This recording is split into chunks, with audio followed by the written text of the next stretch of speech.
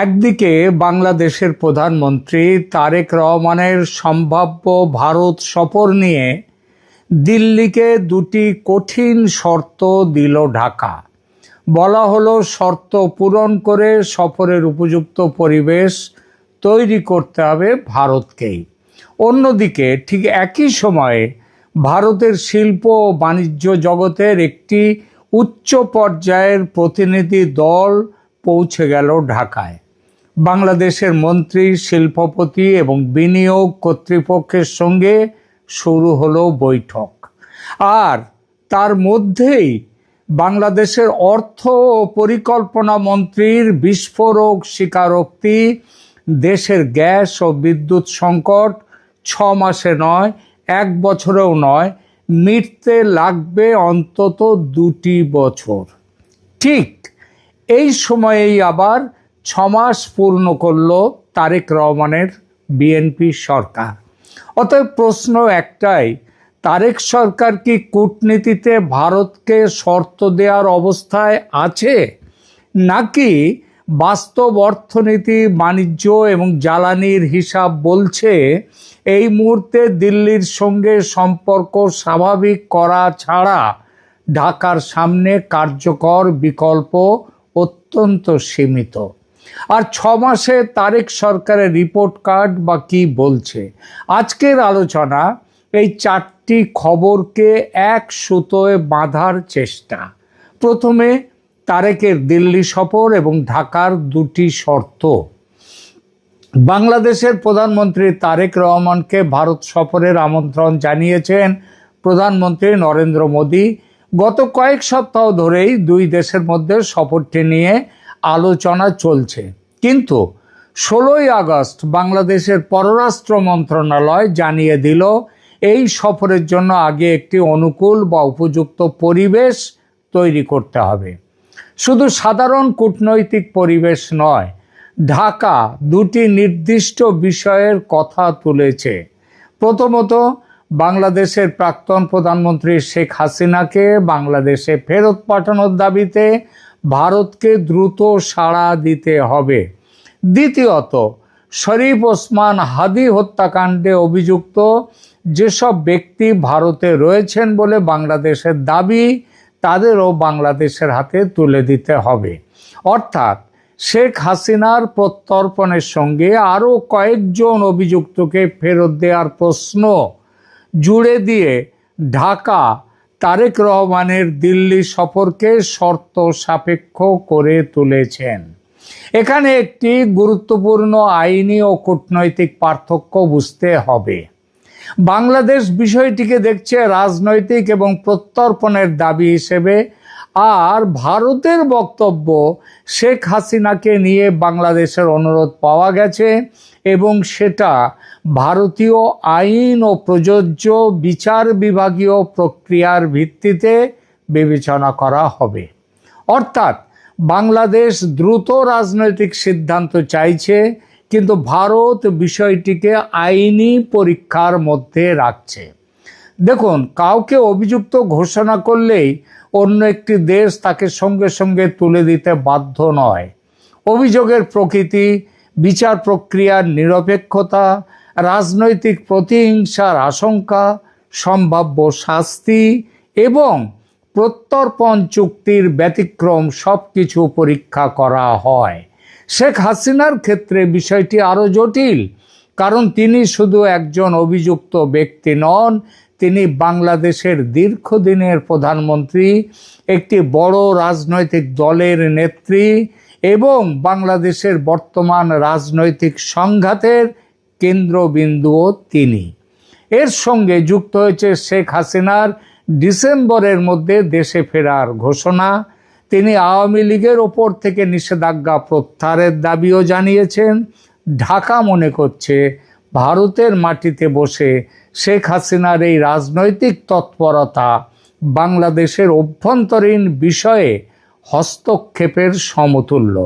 ভারত আবার বলছে কোনো ব্যক্তির বক্তব্য প্রকাশের সুযোগ পাওয়া আর ভারত সরকার সেই বক্তব্য সমর্থন করে, এমন দুটো জিনিস এক কথা নয়। সুতরাং তারেকের সফরের আগে বাংলাদেশ যে অনুকূল পরিবেশ চাইছে, সেই পরিবেশ তৈরির সংজ্ঞা দিল্লি ও ঢাকার কাছে এক নয়। ঢাকার কাছে অনুকূল পরিবেশ মানে শেখ হাসিনার বিষয়ে দৃশ্যমান ভারতীয় পদক্ষেপ, আর দিল্লির কাছে অনুকূল পরিবেশের অর্থ ভারত বিরোধী রাজনৈতিক প্রচার কমাতে হবে, সীমান্ত নিরাপত্তার উদ্বেগের সমাধান করতে হবে এবং সম্পর্ককে কেবল শেখ হাসিনার প্রশ্নে, ওই এক দফা প্রশ্নে বন্দি করে রাখা চলবে না। এখানেই প্রথম অচল অবস্থা। রয়টার্স এবং বিডি নিউজ 24-এর প্রতিবেদন অনুযায়ী সফর নিয়ে আলোচনা বন্ধ হয়নি, অর্থাৎ দরজা খোলা আছে, কিন্তু দরজার সামনে রাজনৈতিক শর্তের একটি ব্যারিকেড বসানো হয়েছে, তাই না? এবার আসি পরবর্তী পর্যায়ে, যে মুখে শর্ত বাস্তবে বাণিজ্য। একই দিনে ঢাকায় ভারতীয় শিল্পপতিরা। এই কূটনৈতিক উত্তেজনার মধ্যে 17 ও 18 আগস্ট বাংলাদেশ সফরে গেল কনফেডারেশন অফ ইন্ডিয়ান ইন্ডাস্ট্রি বা CII এর 18 সদস্যের একটি প্রতিনিধি দল। তাদের বৈঠকের তালিকায় রয়েছেন বাংলাদেশের মন্ত্রী, federation of Bangladesh chambers of commerce and industry বা FBCCI এবং বাংলাদেশ ইনভেস্টমেন্ট ডেভেলপমেন্ট অথরিটি বা বিডার প্রতিনিধিরা। আলোচনার বিষয়টা কি?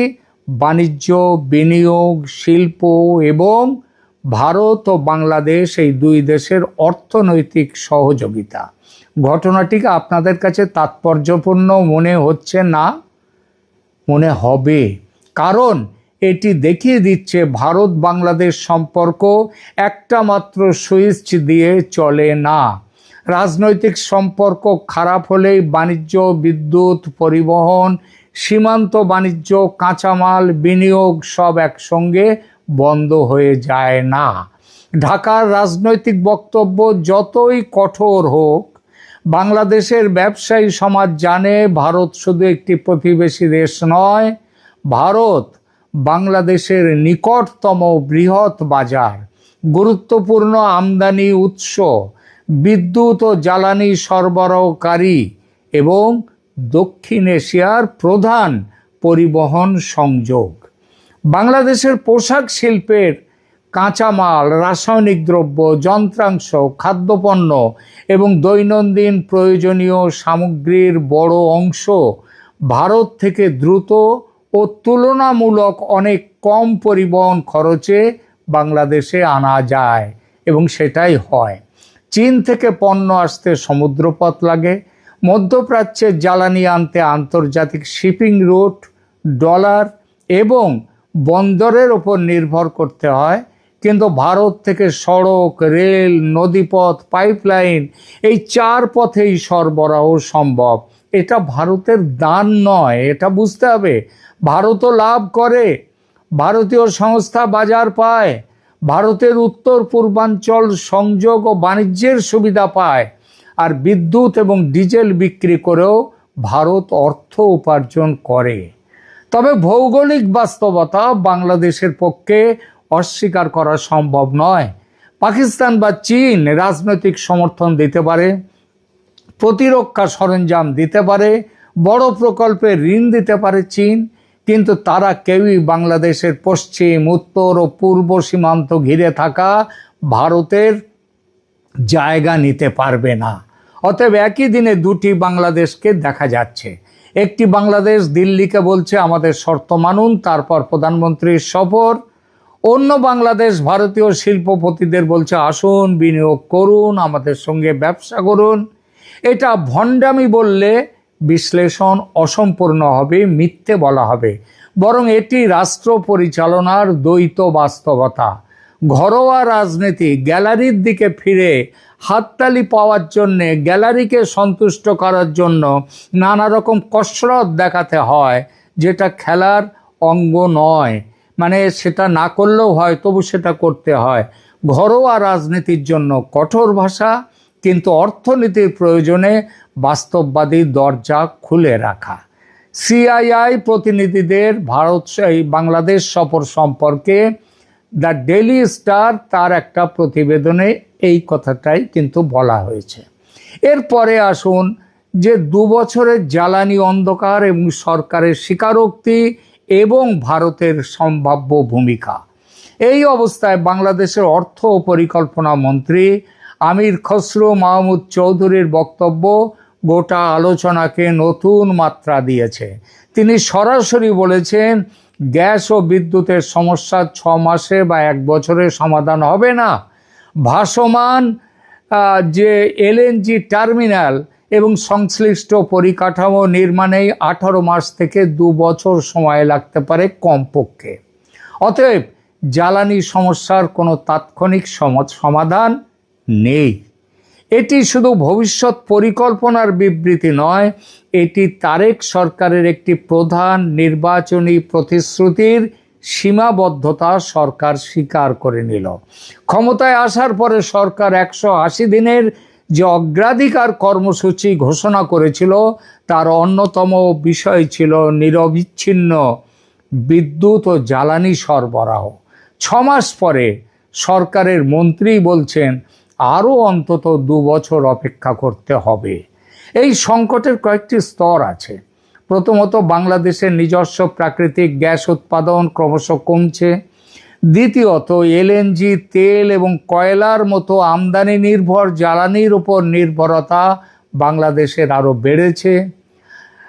আইইএফের বিশ্লেষণ অনুযায়ী 2020-21 থেকে 2024-25 অর্থ বছরের মধ্যে বাংলাদেশের প্রাথমিক জ্বালানি আমদানি নির্ভরতা, আমদানি করতে হবে যে জ্বালানি, সেটা 47.7% থেকে বেড়ে 62.5% হয়েছে। অথচ গ্রিড ভিত্তিক বিদ্যুৎ উৎপাদনে নবায়নযোগ্য শক্তির অংশ মাত্র 2.3%। তৃতীয়ত, পশ্চিম এশিয়ার সংঘাত এবং আন্তর্জাতিক বাজারে জ্বালানির মূল্য বৃদ্ধি বাংলাদেশের আমদানি খরচ ভয়াবহভাবে বাড়িয়েছে। 2025-26 অর্থ বছরে বাংলাদেশের তেল আমদানি ব্যয় দাঁড়িয়েছে প্রায় $10.63 বিলিয়ন, যেটা আগের অর্থ বছরের তুলনায় এই বৃদ্ধি প্রায় 107%, ডবলের বেশি। মোট পণ্য আমদানি ব্যয়ের 14% বেশি চলে গেছে শুধু জ্বালানি তেলে। অর্থাৎ জ্বালানি সংকট শুধু পেট্রোল পাম্প বা লোডশেডিংয়ের সংকট নয়, এটি ডলারের সংকট, শিল্প উৎপাদনের সংকট, রপ্তানি প্রতিযোগিতার সংকট এবং মূল্যস্ফীতির সংকট। গ্যাস না পেলে কারখানা পূর্ণ ক্ষমতায় চলবে না, বিদ্যুৎ অনিশ্চিত হলে উৎপাদন ব্যয় বাড়বে, ডিজেলের দাম বাড়লে পরিবহন খরচ বাড়বে, আর শেষ পর্যন্ত বাজারে প্রায় প্রতিটি পণ্যের দাম বাড়বে। জ্বালানি সংকটে 2 বছর লাগার বক্তব্য এবং এই সম্পর্কে বলা হয়েছে ভারতের কাছে এখন আর্জেন্ট অনুরোধ যাচ্ছে, আমাদের ডিজেল পাঠান, তেল পাঠান। এই জায়গাতেই ভারত অপরিহার্য। এখন প্রশ্ন, বাংলাদেশ কি অন্য দেশ থেকে জ্বালানি কিনতে পারে না? নিশ্চয়ই পারে। বাংলাদেশ সৌদি আরব, সংযুক্ত আরব আমিরাত সহ বিভিন্ন দেশ থেকে অপরিশোধিত তেল কিনে থাকে। রাশিয়া থেকে ডিজেল আমদানির জন্য মার্কিন নিষেধাজ্ঞায় ছাড়ও চেয়েছিল বাংলাদেশ। যুক্তরাষ্ট্র, মধ্য এশিয়া, আফ্রিকা ও অস্ট্রেলিয়া সহ একাধিক উৎস বাংলাদেশ অনুসন্ধান করেছে। অতএব ভারত ছাড়া পৃথিবীতে বাংলাদেশের জ্বালানির আর কোনো উৎস নেই, এ কথা তথ্যগতভাবে ঠিক নয়। কিন্তু সংকটের সময় দ্রুত, নির্ভরযোগ্য এবং তুলনামূলক কম খরচে সরবরাহের ক্ষেত্রে ভারতের বিকল্প বাংলাদেশের কাছে কেউ নেই।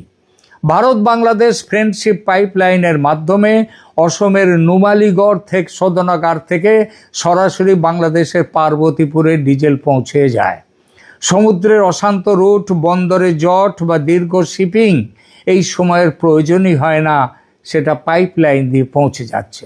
2026 সালে এই ব্যবস্থায় বছরে প্রায় 1,80,000 টন ডিজেল সরবরাহের পরিকল্পনা করা হয়েছিল এবং ভারত সেটা পাঠাচ্ছে।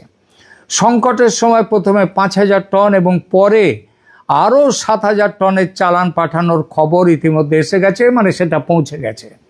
বিদ্যুতের ক্ষেত্রেও ভারত গুরুত্বপূর্ণ।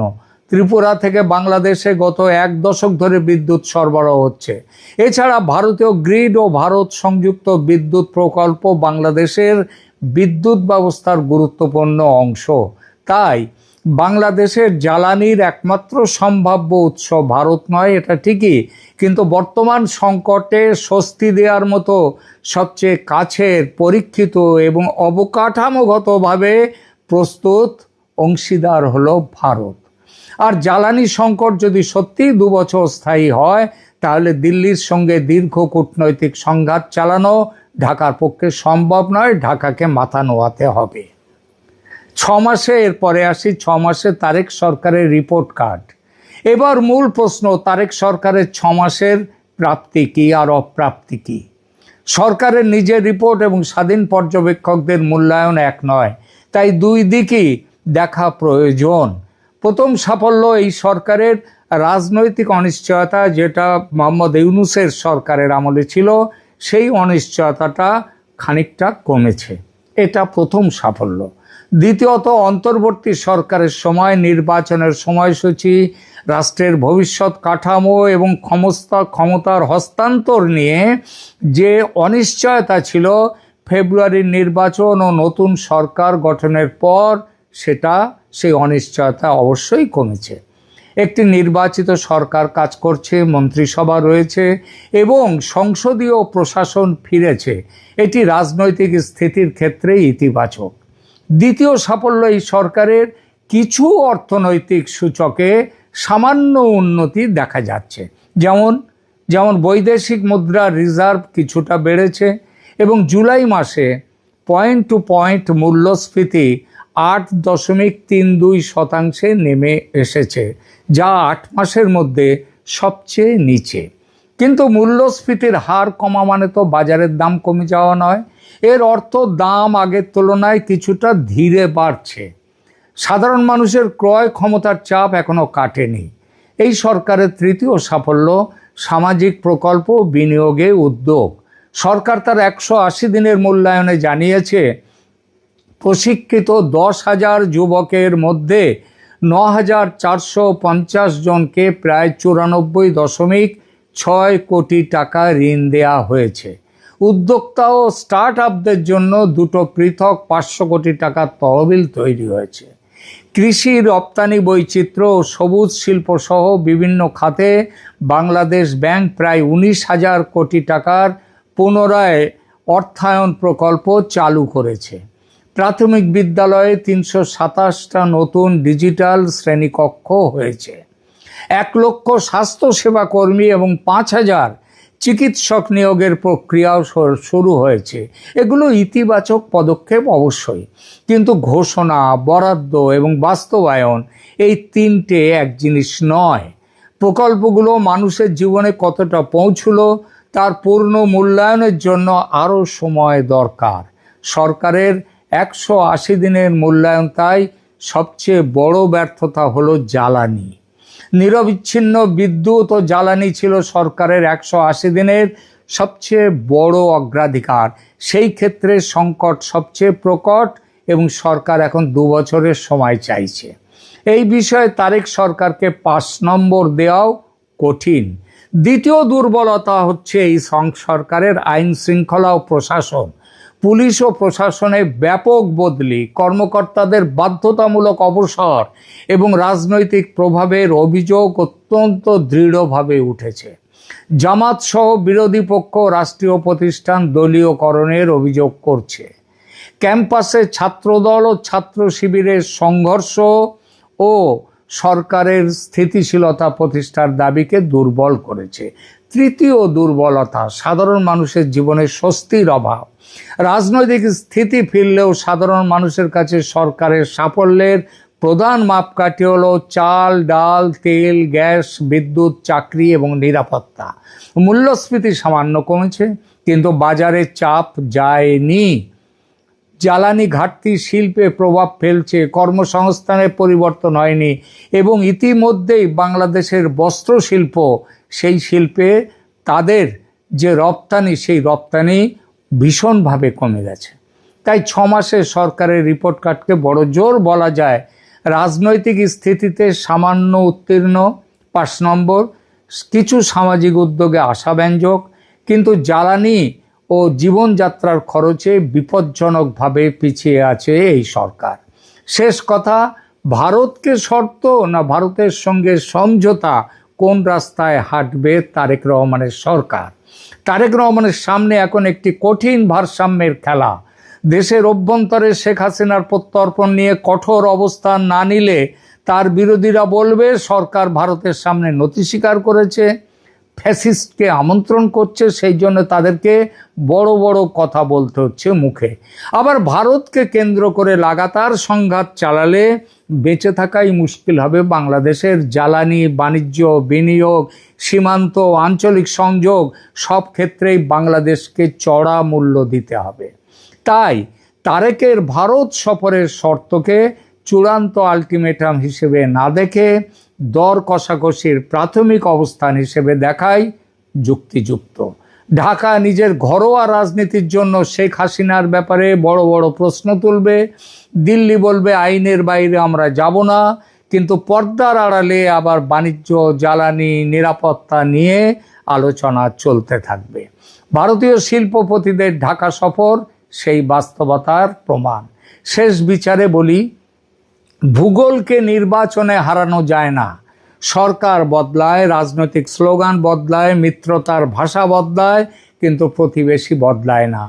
চীন বাংলাদেশের বৃহৎ অর্থনৈতিক অংশীদার হতে পারে, আমেরিকা বিনিয়োগ ও কূটনৈতিক শক্তি দিতে পারে, মধ্যপ্রাচ্য জ্বালানি দিতে পারে, পাকিস্তান রাজনৈতিক আবেগ সরবরাহ করতে পারে, কিন্তু জরুরি সময়ে পাইপলাইনে ডিজেল, সীমান্ত পেরিয়ে বিদ্যুৎ, সড়ক, রেলে কাঁচামাল এবং হাতের নাগালে বৃহৎ বাজার, এই সমন্বিত সুবিধা কেবল দিতে পারে পৃথিবীতে বাংলাদেশকে একটাই দেশ, তার নাম ভারত।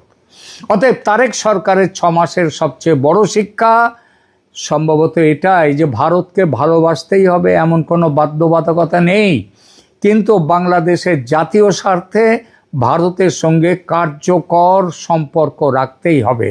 আর আগামী 2 বছরের জ্বালানি অন্ধকার যদি সত্যিই বাস্তব হয়, আর বাস্তব হচ্ছেই তো সেটা, তাহলে তারেক রহমানের দিল্লি সফর হবে কি হবে না তার চেয়ে বড় প্রশ্ন হবে কত দ্রুত ঢাকা ও দিল্লি নিজেদের রাজনৈতিক অহং সরিয়ে বাস্তব সহযোগিতার টেবিলে বসতে পারে।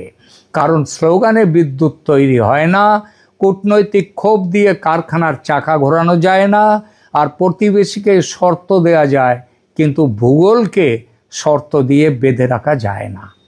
এখনকার মতো এখানেই রাখছি। কেমন লাগলো আমাদের এই প্রতিবেদন? ভালো লাগলে অবশ্যই লাইক দিন, শেয়ার করুন, কমেন্ট করুন এবং অবশ্যই সাবস্ক্রাইব করে ক্যালকাটা ডায়ালগসের পাশে থাকুন। ধন্যবাদ।